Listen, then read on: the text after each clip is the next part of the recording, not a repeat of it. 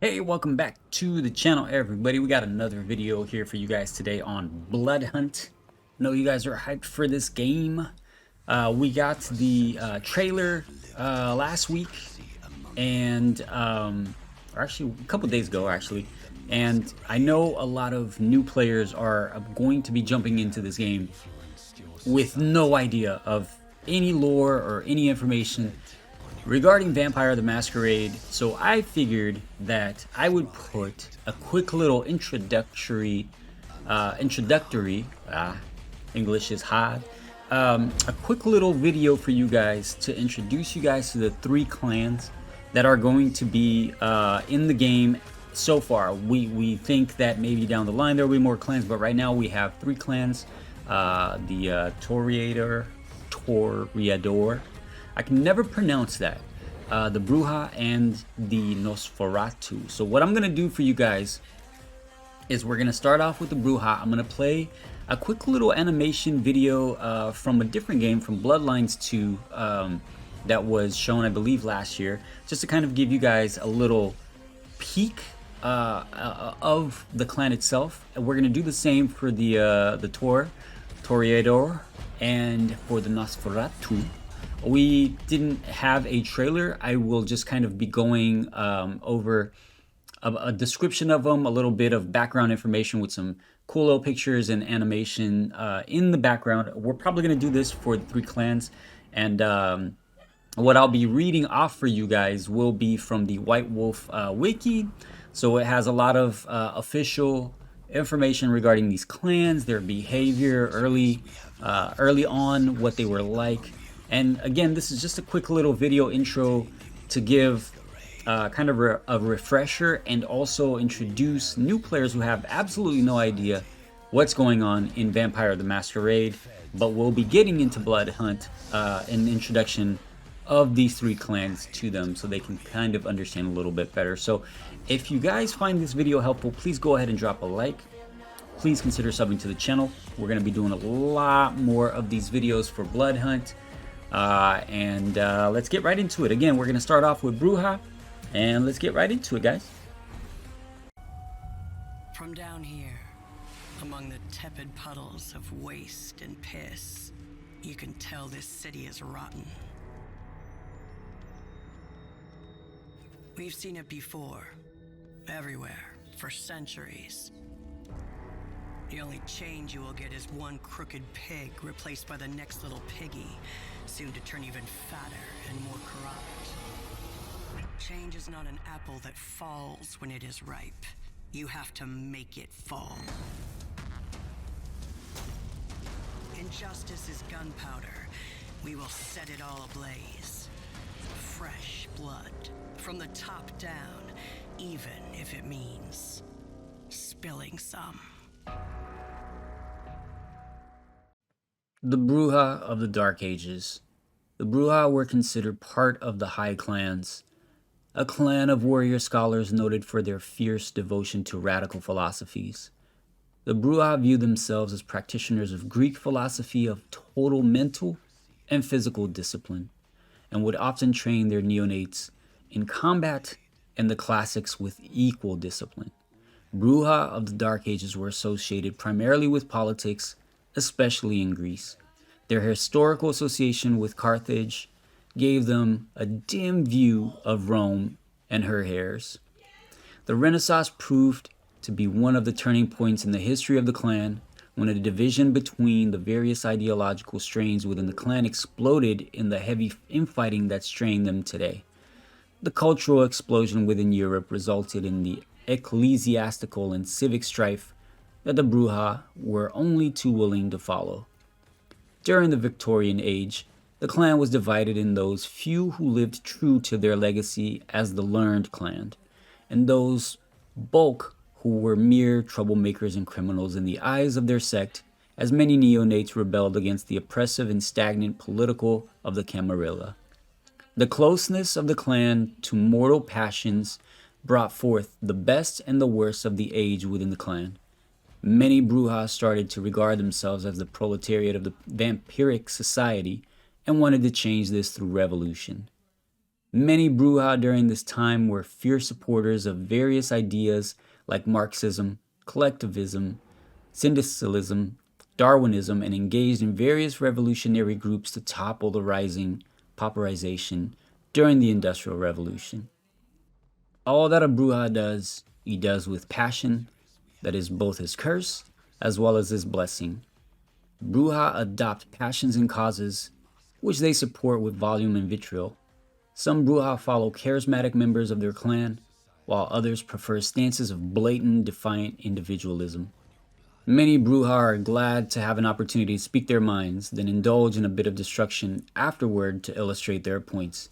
As divided as the clan is, all work against each other in some way, and even when some rivalries within are more embittered than in the other clan, they still keep together.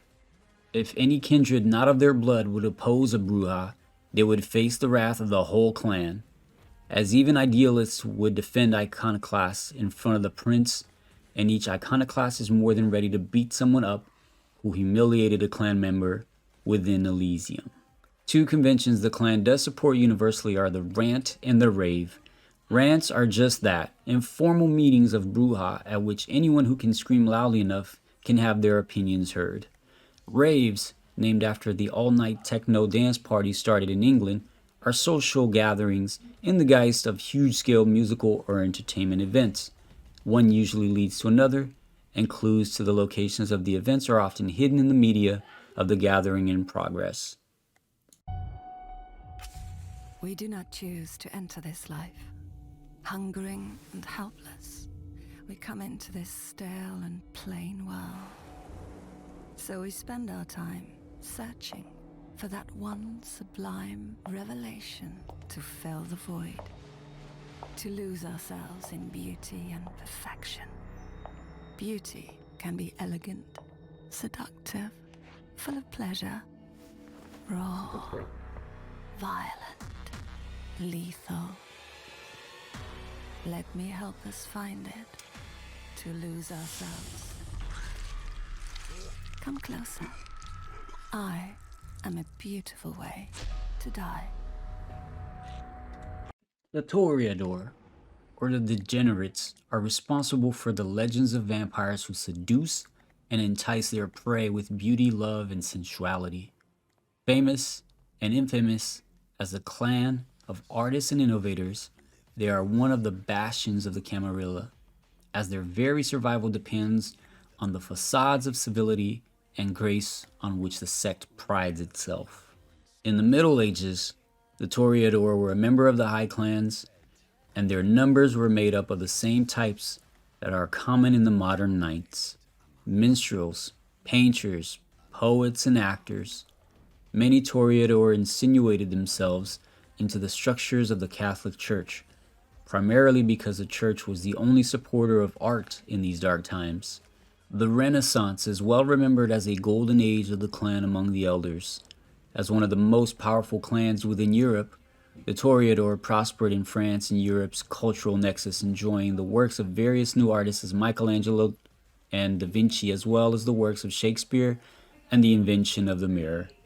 During current times, the Toreador play their games as they always have, albeit at a slightly more frantic pace due to the upheaval of the various skirmishes that the Camarilla have fought. The recent innovations of cinema, television, and the internet means that the new forms of art and expression are being discovered almost daily, meaning the Toreador have become even more varied. However, the Toreador are still a noble and aristocratic clan, and many perceive the embrace of graffiti artists, Wall Street wizards, and CGI technicians as a pollution of the vaunted ideas that the clan used to stand for. Many nights are filled with one Toreador bickering with another over what can be considered true art, and each Toreador's opinion is as varied as the definition of art itself. The Toreador have no formal overarching hierarchy. Ad hoc gatherings called affairs of the clan are called, with no mandatory attendance, though most turn out for them. These can range from parties, dinners, art showing, or actual meetings. The Toreador of a city organize themselves into guilds.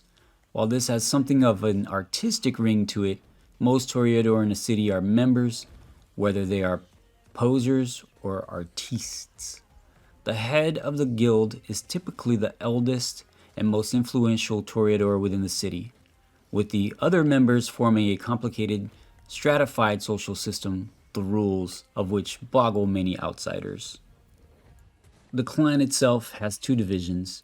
The artistes consist of sculptors, the painters, musicians, and other writers. They consider themselves to be the real Toreadors and inheritors of the clan's original values and goals. The posers make up the other faction.